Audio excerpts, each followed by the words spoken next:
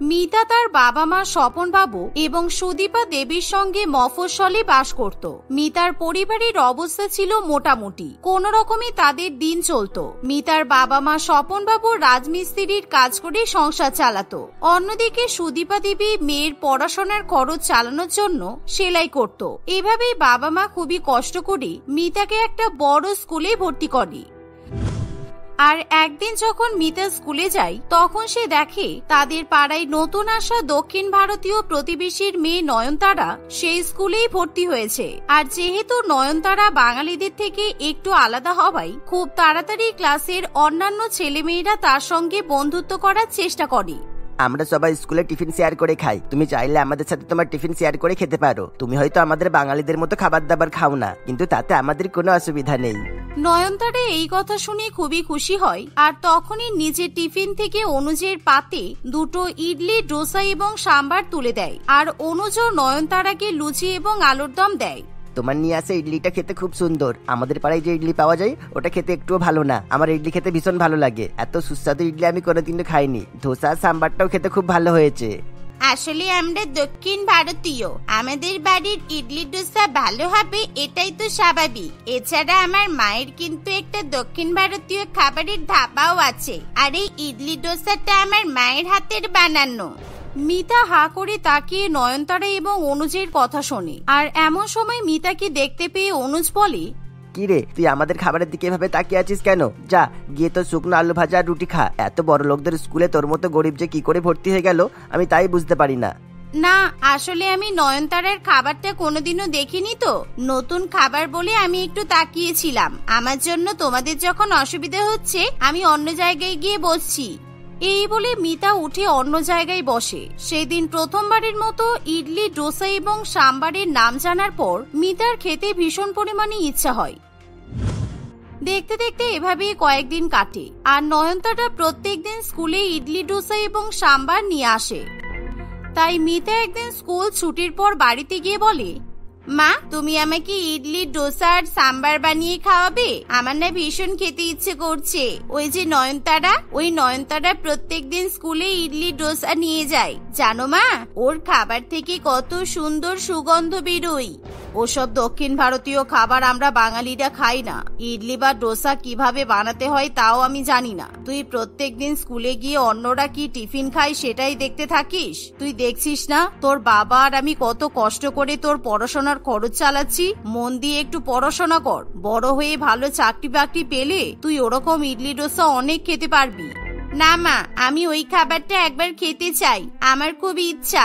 রোজ নয়নতারা ইডলি, ডোসা নিয়ে স্কুলে যায় আর আমার প্রত্যেক দিনই ওকে দেখে খেতে ইচ্ছা করে। আমি পড়াশোনাতেও মন দিতে পারছি না। তুমি আমাকে ইডলি আর ডোসা কিনে খাওয়ালে আমি প্রত্যেক দিন মন দিয়ে পড়াশোনা করব।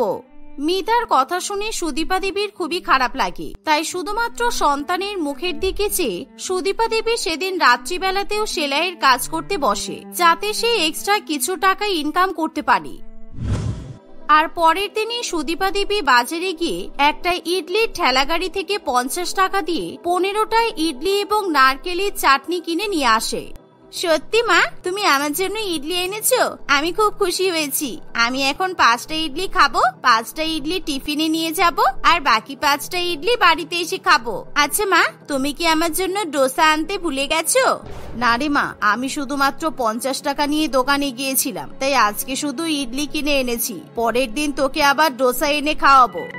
এই কথা শুনে মিতা খুবই খুশি মনে স্কুলে চলে যায়। আর স্কুলে যাওয়ার পর মিতা মাঝে মধ্যে তার টিফিন কৌটোয় রাখা ইডলিটা খুলে খুলে দেখতে থাকে। আর একটা সময় মিতা নিজের টিফিন কৌটোটা খুলে রাখলে অনুজ দেখে মিতা সেদিন টিফিনে ইডলি এনেছে। আর যা দেখে অনুজের মাথায় একটা দুষ্ট বুদ্ধি খেলে ওঠে। আসলে অনুজ এবং তার বন্ধুদের গ্রুপটা কোনোদিনই মিতাকে সহ্য করতে পারে না, কারণ মিতা পড়াশোনাতে খুবই ভালো হওয়ায় স্যার ম্যাডামদের কাছে মিতা ভীষণই প্রিয়।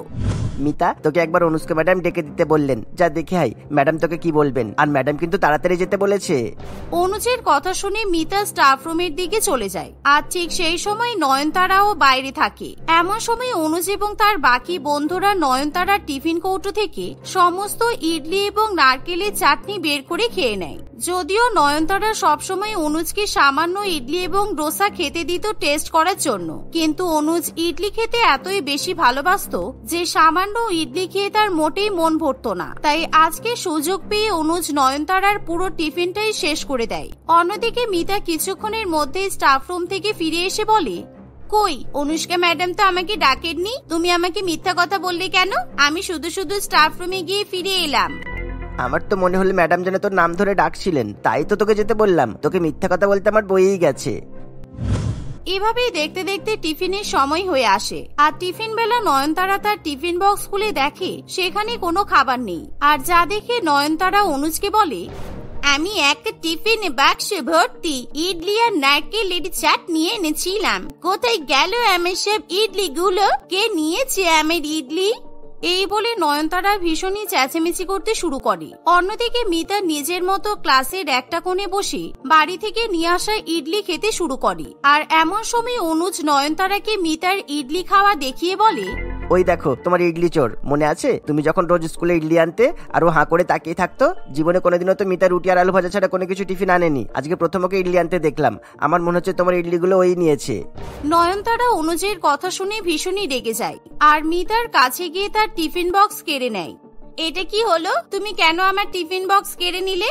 আমার টিফিন বক্স আমাকে এক্ষুনি ফেরত দাও। এই শুনে নয়নতারা তখনই সমস্ত ইডলিগুলো মাটিতে ফেলে দেয়। আমার ইডলি চুরি করে খেতে তোমার লজ্জা করছে না? তুমি সব সময় আমার ইডলির দিকে হা করে তাকিয়ে থাকো। আর আজকে তো আমি এক টিফিন বাক্স ভর্তি ইডলি এনেছিলাম, কিন্তু এখনো দেখছি তার মধ্যে একটাও ইডলি নেই। ইডলিগুলো উড়ে উড়ে কি তোমার টিফিন বাক্সে চলে এসেছে? আমি তোমার ইডলি নিইনি, আমি তো এগুলো বাড়ি থেকে নিয়ে এসেছি। আমি কেন তোমার ইডলি নিতে যাব? তুমি ইডলি নিয়েছো, তার উপর আবার মিথ্যা কথা বলছো। দাঁড়াও, তোমার নামে আমি প্রিন্সিপালের কাছে কমপ্লেন করব। আজকে আমার টিফিন বক্স থেকে ইডলি চুরি করেছো, কালকে তুমি কি চুরি করবে তার কি কোনো ঠিক আছে? এই বলে নয়নতারা প্রিন্সিপালের কাছে গিয়ে মিতার নামে কমপ্লেন করে আসে। ফলে প্রিন্সিপাল মিতার মা বাবা সুদীপা দেবী এবং স্বপন বাবুকে স্কুলে ডেকে পাঠায়। আমি মিতাকে আজকে টিফিনে ইডলি দিয়ে পাঠিয়েছিলাম, মিতা সেই ইডলিগুলোই খাচ্ছিল। মিতার কাছে ইডলি থাকতে মিতা কেন অন্য কারোর ইডলি চুরি করতে যাবে? মিতা খুবই শান্তশিষ্ট স্বভাবের মেয়ে। আমার কাছে যখন প্রথম কমপ্লেন্টে এসেছিল আমিও বিশ্বাস করতে পারিনি, কিন্তু বুঝতেই তো পারছেন একটা বড় লোকের মেয়ের ইডলি চুরি হয়ে গেছে, আর এটা সমাধান তো আমাকেই করতে হবে, তাই না? তাই আমি মিতাকে 2 সপ্তাহের জন্য স্কুল থেকে সাসপেন্ড করে দিচ্ছি। 2 সপ্তাহ বাদে মিতা আবার স্কুলে আসতে পারে। প্রিন্সিপালের কথা শুনে সুদীপা দেবী এবং স্বপন বাবুর কিছু করার থাকে না, কিন্তু বিনা কারণে সাসপেন্ড হয়ে যাওয়ায় মিতা ভীষণ পরিমাণে কান্নাকাটি করতে শুরু করে। মা, আমি সত্যিই কিছু চুরি করিনি, ওরা আমার নামে মিথ্যা কথা বলছে, তার উপর আমাকে প্রিন্সিপাল স্যার সাসপেন্ড করে দিয়েছে। মিতা সেদিন ভীষণ পরিমাণে ভেঙে পড়ে। আর মিতার অবস্থা দেখে তার বাবা মা দুজনেরই খুবই খারাপ লাগে। তাই সুদীপা দেবী সেদিন মিতার জন্য বাড়িতেই চাল ডাল ভিজিয়ে ডোসা বানিয়ে মিতাকে পরিবেশন করে। এটা তো ডোসা, তুমি আমার জন্য ডোসা বানিয়েছো মা? আমার ডোসা খেতে ভীষণ ইচ্ছে করছিল। এই বলে মিতা মনের আনন্দে ডোসা খায়। অন্যদিকে অনুজ এবং তার বন্ধু বান্ধবদের নয়নতারার ইডলি খেতে এতই ভালো লেগে যায় যে তারা প্রত্যেক দিনই নয়নতারার বাড়ি থেকে নিয়ে আসা ইডলি অন্য কম দামি ইডলির সঙ্গে বদলা বদলি করতে থাকে। অন্যদিকে নয়নতারার ইডলির স্বাদ পাল্টে যাওয়ায় নয়নতারা মনে মনে ভাবে, আমার মা এত ভালো ইডলি বানায়, ওই স্বাদ অনেকক্ষণ পর্যন্ত মুখে লেগে থাকে, কিন্তু আমি স্কুলে ইডলি আনার পরে ইডলিতে কোনো স্বাদ পাই না। বাড়িতে গেলে তো খুব খেতে ভালো লাগে, এদিকে স্কুলে আসলে ইডলির স্বাদ বদলে যায়। এভাবে নয়নতারার মনে মনে খুবই সন্দেহ হয়। তাই নয়নতারা একদিন একটা টিফিন বাক্সে অনেকগুলো ইডলি এবং ডোসা নিয়ে স্কুলে আসে। আর ক্লাসরুমের মধ্যে সে টিফিন কৌটোটা বেঞ্চের উপর রেখে ঘর থেকে বেরিয়ে যায়। কিন্তু সে ঘর থেকে বেরিয়ে গেলেও দরজার আড়ালে দাঁড়িয়ে থাকে।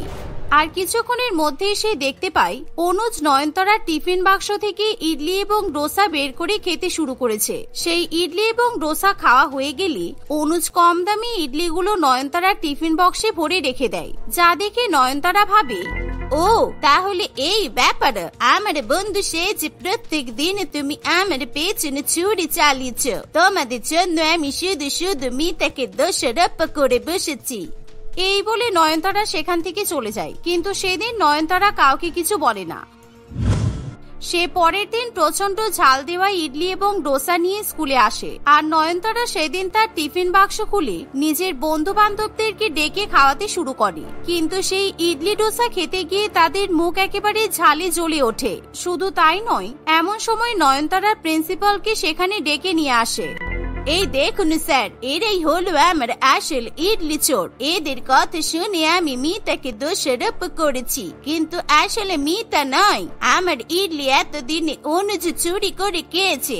আপনি এদেরকে এখন স্কুল থেকে বের করে দিন। শুধুমাত্র এরা টিফিনে চুরি করে খায়নি, তার ওপর আবার মিথ্যা কথা বলে মিতাকে ফাঁসিয়েছে।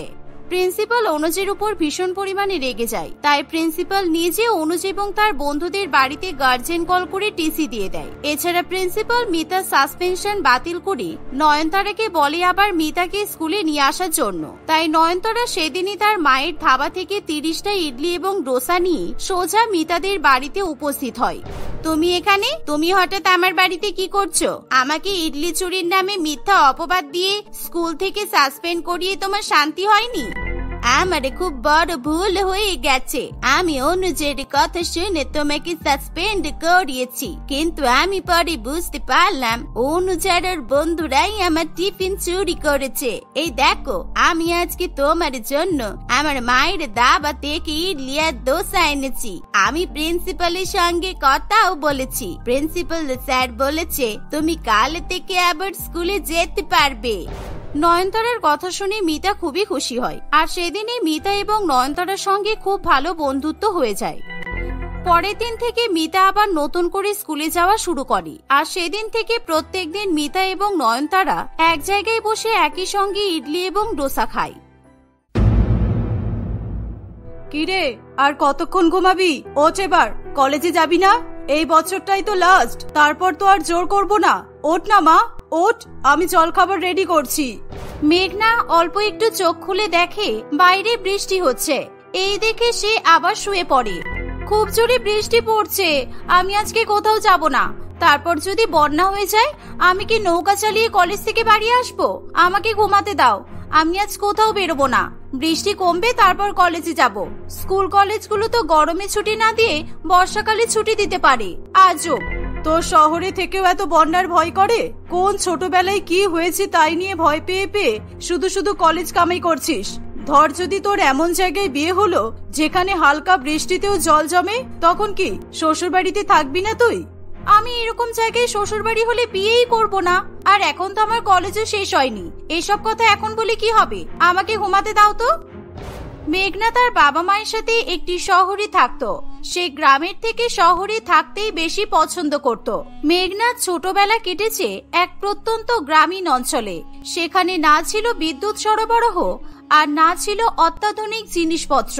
সব রকম ঋতুতেই তাদের গ্রামের অবস্থা অত্যন্ত বিপজ্জনক হয়ে দাঁড়াতো।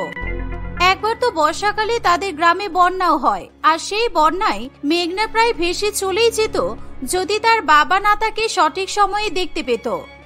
সেই ঘটনার পরেই মেঘনার বাবা স্বদেশবাবু এবং তার মা মায়াদেবী তাকে নিয়ে শহরে চলে আসে।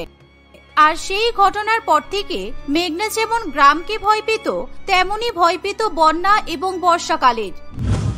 একদিন, তুমি এগুলো খুব ভুল করো জানো তো? কোনো মানে আছে এমন একটা জায়গায় মেয়ের সম্বন্ধ করার? এখন না হয় ও জানতে পারবে না, কিন্তু বিয়ের আগে কোনোদিন কিংবা বিয়ের পরেও যদি জানতে পারে, তাহলে তোমার মনে হয় ও ওই শ্বশুর বাড়িতে থাকবে?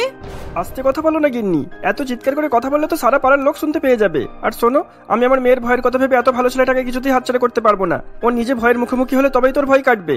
কি দরকার বলো তো যেচে পড়ে মেয়েটাকে বিপদের মুখে ঠেলা? কতই বা বয়স ওর? থাক না, আরো কয়েকদিন থাক, আমরা ঠিক অন্য ছেলে পেয়ে যাব। মায়াদেবীর কথা শেষ হতে না হতেই মেঘনা সেখানে চলে আসে। মেঘনাকে দেখেই তারা সবাই কথা ঘুরিয়ে এদিক ওদিকের কথা বলতে শুরু করে। মা, বাবা, তোমরা কি কথা বলছো? আমাকে নিয়ে কিছু বলছো তাই না? সেই জন্যই আমি ঢোকার সঙ্গে সঙ্গে তোমরা চুপ করে গেলে। আমি শুনেছি মা বলছিল অন্য ছেলে পাওয়া যাবে, এমন কিছু একটা। হ্যাঁ, তোর বাবা তোর জন্য সম্বন্ধ এনেছে। আমি বললাম মেঘনা তো এখন অনেক ছোট, তাই এখন আমাদের কাছেই থাক, পরে ঠিক অন্য ছেলে পেয়ে যাব, এই আর কি, তেমন কিছু না। ছেলে বিদেশে চাকরি করে, এখন বাড়ি থেকেই কাজ, কিন্তু কয়েক মাস পরে অথবা পরের বছরে হয়তো বিদেশে চলে যাবে। আর তোর বিয়ে হলে তুইও তো বিদেশে থাকবি, ওটাই তোর মা চাইছে না। বিদেশে যাওয়ার কথা শুনে মেঘনা এত খুশি হয় যে সে বিয়ের জন্য রাজি হয়ে যায়। মেঘনা সৌরেশের সাথে দেখাও করে, এমনকি তাদের বাড়িতেও যায়। যেহেতু শহরের মধ্যেই তার শ্বশুর বাড়ি ছিল, তাই মেঘনা আর অন্য কিছু নিয়ে চিন্তা ভাবনা করে না। আমি গ্রামে থাকতে ভয় পাই বলে বাবা আমার বিয়ে শহরের এমন ছেলের সঙ্গে ঠিক করেছে যে আমাকে শহর থেকে সোজা বিদেশে নিয়ে চলে যাবে। আমার যে কি মজা হচ্ছে। একদিকে মেঘনা যখন তার শ্বশুর বাড়ি ঘুরে ঘুরে দেখছে, মেঘনার বাবা স্বদেশ বাবু সেই সুযোগে সৌরেশকে ডেকে নিয়ে যায় আলাদা করে কথা বলার জন্য।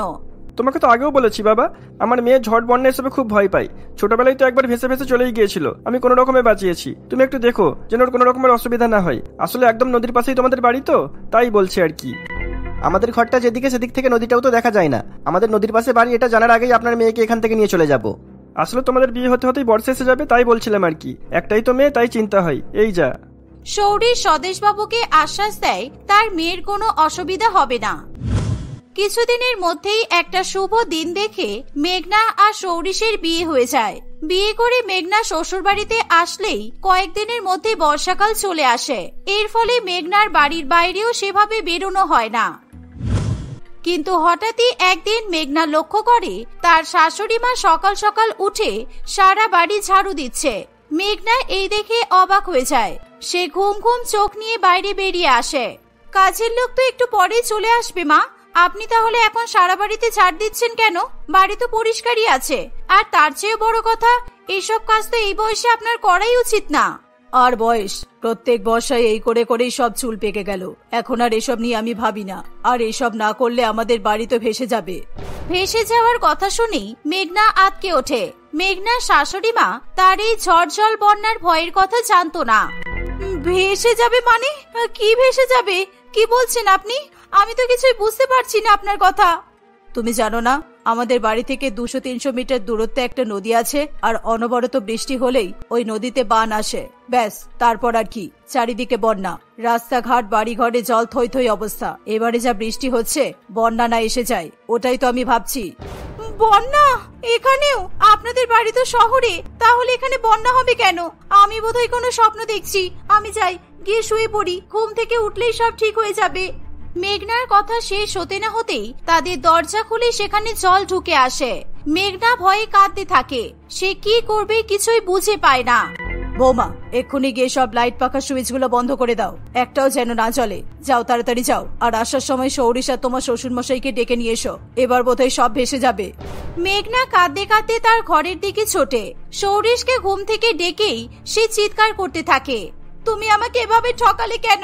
তুমি জানতে না আমি বন্যাকে কত ভয় পাই? তুমি জানতে না ছোটবেলায় আমার সাথে কি হয়েছিল? তবু তুমি এত বড় কথা আমার থেকে লুকিয়ে রাখলে। দাঁড়াও দাঁড়াও, আগে ঘুম থেকে উঠতে দাও তো ঠিক করে। কি লুকিয়েছি আমি তোমার থেকে? কি হয়েছেটা কি? স্বপ্ন দেখেছো নাকি? কিসের স্বপ্ন? কি স্বপ্ন? এসব তো সত্যি। সত্যিই তো তোমার বাড়ি নদীর পাশে, আর সেখানে বর্ষাকাল এলেও বান আসে। এবারও এসেছে, তোমার বাড়িতে জল ঢুকে গেছে। আমি সত্যি ভাবিনি তুমি আমাকে এভাবে ঠকাবে। আমি কেন ঠকাবো? তোমার বাবা তো সব জানতেন, উনি তো বলেছিলেন তোমাকে না জানাতে। এমনিতেও কয়েকদিন পর আমরা বিদেশে চলে যাব, তখন আর এসব নিয়ে ভাবতেও হবে না। আমরা তো পরের সপ্তাহতেই চলে যাব। আমি কিভাবেই বা বুঝতাম বলো এখন বন্যা হবে? আমার বাবা জানতো, তবু এত বড় কথাটা আমার থেকে লুকিয়ে গেল। এই কথা জেনে মেঘনা আরো ভেঙে পড়ে। তারা সবাই তাড়াতাড়ি করে ঘর থেকে বেরিয়ে কোনো রকমে জল আটকানোর বন্দোবস্ত করে, কিন্তু তাদের কোনো চেষ্টাই সফল হয় না। তারা বৈদ্যুতিক সমস্ত জিনিসপত্র ঠিক করে নিরাপদ স্থানে তুলে দেয়। ধীরে ধীরে একটু একটু করে জল বাড়তেই থাকে। প্রথমে তাদের গোড়ালি বরাবর জল থাকে, তারপর আস্তে আস্তে হাঁটু পর্যন্ত জল এসে পৌঁছায়। আরো কয়েক ঘন্টা প্রবল জোরে বৃষ্টি হওয়ায় মেঘনা শ্বশুর বাড়ির অধিকাংশই জলে ডুবে যায়। তারা প্রায় সকলে এক কোমর জলে ডুবে দাঁড়িয়ে থাকে। এরকম তো আগে কখনোই হয়নি। হলে না হয় কিছু শুকনো খাবার আনিয়ে রাখতাম। সেই সকাল থেকে না খেয়ে জলে ডুবে দাঁড়িয়ে আছি, কোথাও তো একটু বসারও জায়গা নেই। এই জল যে কবে নামবে কে জানে। আমার যদি কিছু হয়ে যায় তাহলে সব দোষ তোমার আর আমার বাবার হবে।